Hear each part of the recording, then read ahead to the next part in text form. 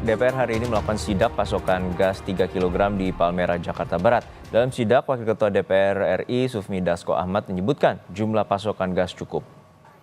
Hasil sidak hari ini diketahui pasokan LPG 3 kg di tingkat pengecer atau subpangkalan sudah mencukupi dan tidak terjadi gangguan. Wakil Ketua DPR Sufmi Dasko Ahmad menekankan pentingnya standarisasi harga hingga syarat KTP untuk mendapatkan gas 3 kg.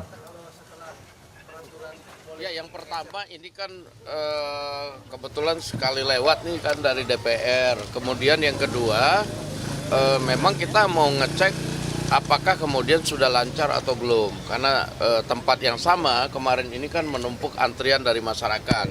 Nah kan ngeceknya gampang, di tempat yang kemarin ada penumpukan, sekarang apakah ada penumpukan atau enggak. Dan tadi kita lihat teman-teman media melihat sendiri bahwa di tempat yang sama ini alhamdulillah sudah tidak ada penumpukan, dan tadi kita dengar sendiri dari pemilik pangkalan maupun subpangkalan bahwa sudah dari kemarin ini lancar semua, baik dari pangkalan ke subpangkalan maupun langsung ke masyarakat, itu jualannya lancar, baik supply maupun jualannya. Demikian. Harganya Pak? Harganya tadi kalau kita cek itu pangkalan menjual ke subpangkalan 16.000, kemudian subpangkalan menjual ke masyarakat 19.000.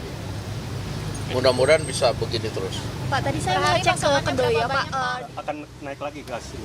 Apa betul itu? Jadi gini Mas, HET-nya itu kan ditetapkan oleh pemerintah daerah. Jadi itu yang perlu diketahui, setiap kota, kabupaten maupun provinsi ada yang berbeda-beda tergantung HET yang ditetapkan oleh pemerintah. Seperti itu.